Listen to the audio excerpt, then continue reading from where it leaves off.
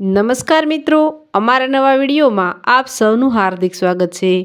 મિત્રો, આજે ખૂબ જ સરસ વાત કરવી છે આહિર મેપા મોભની કે જેને પોતાના દીકરાનું દાન કર્યું।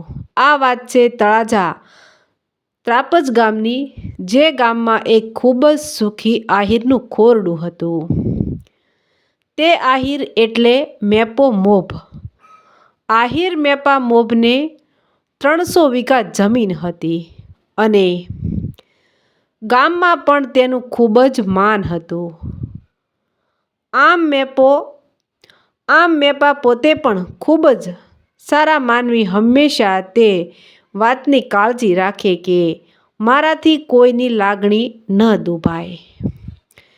એક દિવસ બન્યું એવું, કુંભણ ગામના આહિરોના બારોટ જુવાન અવસ્થામાં જ માંદા પડ્યા અને તેનું મૃત્યુ થયું। તેમની પત્ની ઉપર તો આભ તૂટી પડ્યું, ખૂબ જ રુદન કરવા લાગી અને તેના મનમાં અનેક વિચારો આવે કે હવે મારા દીકરા અભાને હું એકલી કેમ મોટો કરીશ અને ઘરનું ગુજરાન કેમ ચાલશે।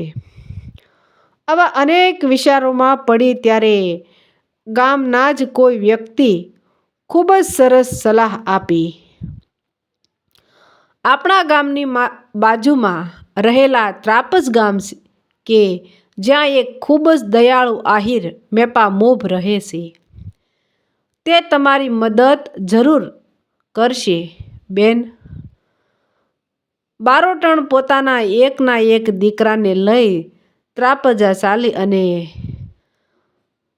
મનમાં વિચારતી જાય કે જો મેપાભાઈની ત્યાં જો આવકાર નહીં મળે તો ગોપનાથના દરિયામાં જ સમાઈ જવું। આમ વિચારતા વિચારતા તે ત્રાપજા પહોંચી। તે મેપા મોભને ખોરડે જઈ ઊભી રહી। મેપા મોભ ઓળખી ગયા કે આ તો અમારા બારોટના પત્ની છે।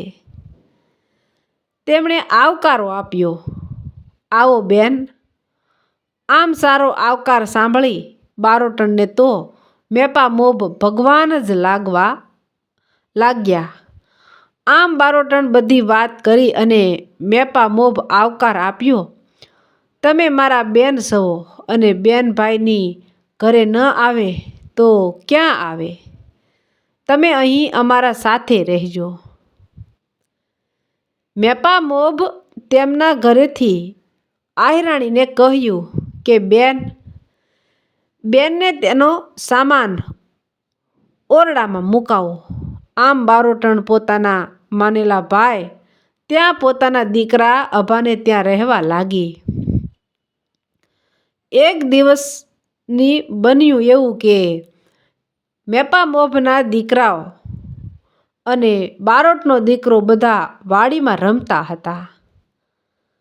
તેમાં બારોટના દીકરાને સાપ કરડ્યો અને તે દોડતા માંડ તેમની મા પાસે પહોંચ્યો અને તેમના માના ખોળામાં ઢળી પડ્યો અને તેનું મૃત્યુ થયું। હવે તો બારોટણને લાગવા માંડ્યું કે તેના પર ભગવાન જાણે દુઃખ તેમની ઉપર વરસાવવાનું બંધ જ નથી કરતા। પહેલાં તેમના પતિ અને પછી એકનો એક દીકરો પણ ભગવાનના ધામમાં ચાલ્યો ગયો। તેમના આંસુડા હવે કોણ લૂછે?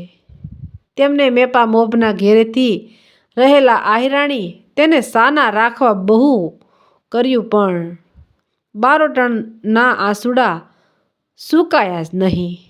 આમ મેપા મોભને ખૂબ જ દુઃખ થયું, પણ હવે તો શું થાય? ભગવાન જેવી ઈચ્છા કાંઈ અભાને પાછો લાવી શકાય તેમ ન હતું। મેપા મોભને મનમાં બોલે કે એ મારા મુરલીધર, તમે કાંઈક રસ્તો દેખાડો। આ બિચારી કે જેને મેં મારી સગી બેન જેમ રાખી તેની ઉપર આજે મુસીબતનો પહાડ તૂટી પડ્યો છે। ત્યાં મેપા મોભને એક અચાનક વિચાર આવ્યો. તેણે આયરાણીને બોલાવ્યા અને કહ્યું, આયરાણી, એક વાત કહું, આપ મારી વાત સાથે સહમત થશો? આયરાણી કહે, બોલો આહિર.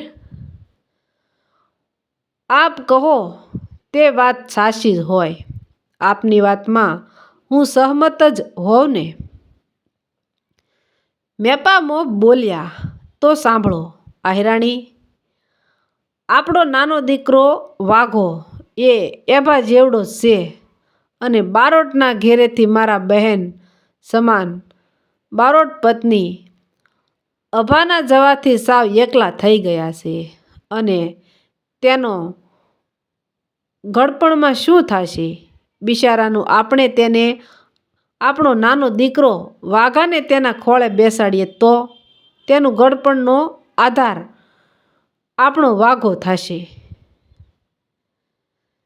આ સાંભળી તો આયરાણી સદબદ થઈ ગયા, પણ પોતાના પતિની વાત માનવી તેવું તો તેને તેના પિયરમાંથી શીખવાડવામાં આવ્યું હતું. આમ તેને પોતાના કાળજા કેરા કટકાને છોડવા પોતાના હૃદય પર પથ્થર રાખી હા પાડી. આમ દીકરાના દાન કરી મેપામોભનું નામ ઇતિહાસમાં અમર બન્યું. તો મિત્રો, આવા જ નવા વિડીયો જોવા માટે અમારી ચેનલ લાઇક, શેર અને સબસ્ક્રાઈબ કરજો. વિડીયો સાંભળવા બદલ ધન્યવાદ. તો મિત્રો, મળશું એક નવા વિડીયો સાથે. ત્યાં સુધી આવજો.